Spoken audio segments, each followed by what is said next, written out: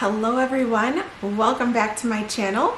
My name is Megan and I am a stay-at-home mom to 5 kids ages 10 and under. So today, let's talk chores. So I have 3 different chore systems that I use in my house and I rotate through them, and there are 2 that I actually use in conjunction with one another. So today I'm going to very quickly go over each of the 3 different chore systems that I use with my kids, and I'm going to tell you when I use them to make life simpler and hopefully give you some kind of an idea for a chore system that maybe you want to try to implement. So the first chore system is zones. I did this more when I was doing zones. I always did Fly Lady with her zones and things like that. So it was very natural for me to make zones for my kids. This is really great when they're young and they're just learning chores and they're learning when to do chores and how to do chores, and you have to help them through that. So here are our zone cards. They're really wrinkly because they're old. They're wrinkly because they're old. They got used a lot. So it looked like this though. It would have the zones, and then I'd have the kiddo's name and their zones underneath. And then I made and laminated these zone cleaning cards too, so it would have the zone room at the top and then the things that I expected them to do in that zone. I used to have some of these that also had pictures on them that I had made, and then really my older kids both were old enough to read these, and then I was helping the little kids. So that is our old style, and it does work really well, especially when you're just starting out and just teaching them how to be responsible for an area and for a chore and how to get in that routine, and you're learning to help them as much as they are learning to do it. So that's a really good system. I do recommend the zone cleaning with kids. That is the one that we actually do not use at this time. We use a new combination. So our combination is first part family clean.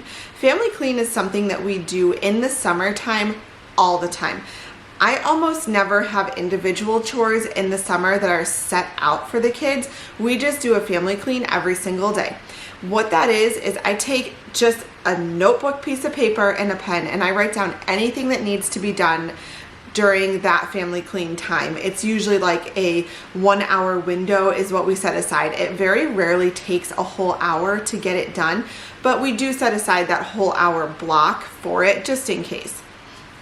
So that might be things like the dishes need washed that are in the sink, or the dishwasher needs unloaded and reloaded. Everybody's clothes need put away. If we're going to the beach the next day, it might say, get your swimsuits out and put them in the bag. Just anything like that that needs done. A certain floor that needs swept, or a certain area that needs dusted. I just write all that on the list, and then we put on crazy loud Christian music and we all run around the house, and the kids really like this because they're able to pick and choose what they want to do that day.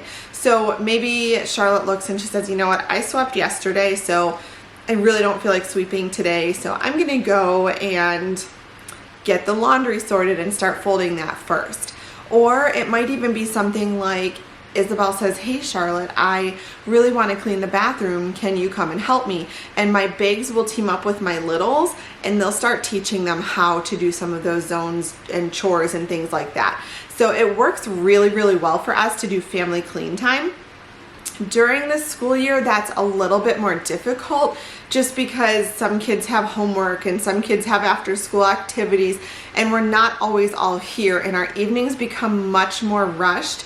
And I was learning that they get very frustrated having to wait on someone to get to work on the cleaning. Like they really just, I have some kids who want to come home, get it done, and not think about it anymore. And I have some kids who want to come home, relax, and do it right before bed or right before dinner. And we were just really struggling to find a good time for family clean during the school year. So what we do now is we put family clean on Sunday nights. We always do family clean on Sunday nights because that is our weekly reset. That's when we're getting clothes out for the upcoming school week. We're getting lunches and snacks and water bottles ready for the upcoming school week. You know, we're making sure our homework is done. Our backpacks are packed. My husband's making sure that he updates the calendar and lets me know where he's gonna be or nights he'll be late working and things like that. And so we always do family clean on Sundays, but during the rest of the week, so Monday through Saturday, we have individual chores. The reason that is changed up from zones is because I'm no longer doing zones with Fly Lady. I am now doing the Passionate Penny Pincher's planner, where she has written in all of the cleaning schedule and items and everything right in that planner. And I love it because there's no more planning on my part.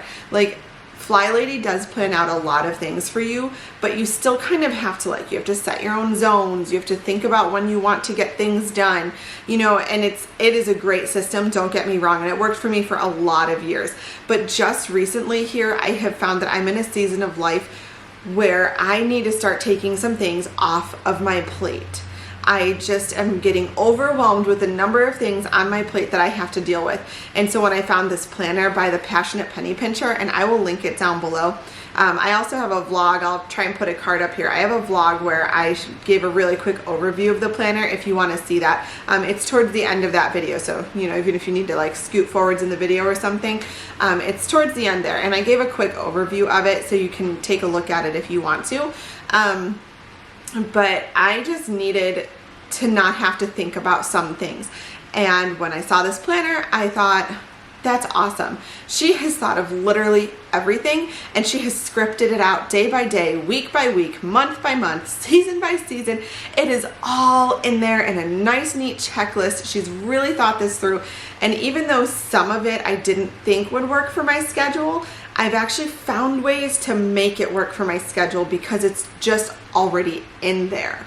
And I don't have to think about it, and it's one less thing that I have to think about and worry about, and it's off my plate. So that's what I'm doing right now. And because I'm not doing zones, it's a little harder for the kids to then do zones, just because what they would be doing with zones isn't matching up with what I'm doing anymore. So now, Monday through Saturday, they have their own chores. Here is my chart that I use. This used to be my weekly meal menu planner, but then I switched to a monthly meal planner on my fridge, and I actually wasn't sure what to do with this. I almost got rid of it, to be honest, and then it occurred to me that I could do this. So this is what we're doing now. So I've got the week of up at the top, as well as the date of the weekly reset that we do as our family, and that's a day that they don't have chores. So you can see Charlotte this week has sweep the kitchen and fold the laundry. Addison has take care of the dog and wash the dishes. Isabel has unload the dishwasher and dust the rooms. And Abigail has help take care of the rabbit and collect and wash the laundry. So what that means is she just runs around and makes sure that there's no laundry that's been missed in any of the rooms. She brings the hampers to Mom. Then she helps me put it in the washer, helps me put the soap in, and she helps me push the buttons to get it started. But all of that is, of course, helping Mom because she's only 3 years old. So then down here I do have a sticky note with chores that I want them working on, and I'm going to add more as we go, but I really wanted them to get good at the ones that I've got on the list. Over on this one, we're focusing on washing dishes and folding laundry. Those ones are a little bit harder, so we're focusing on those ones. And you can see I kind of split it up. I have one kid doing fold laundry and practicing, one kid doing wash dishes and practicing. And then the little kids, honestly, they're still working on independence. They are so used to doing all of these, but I want them to start working on independence with this. I know, like Abigail, she obviously can't start the washer on her own, but she could start getting all the laundry baskets to the wash area on her own.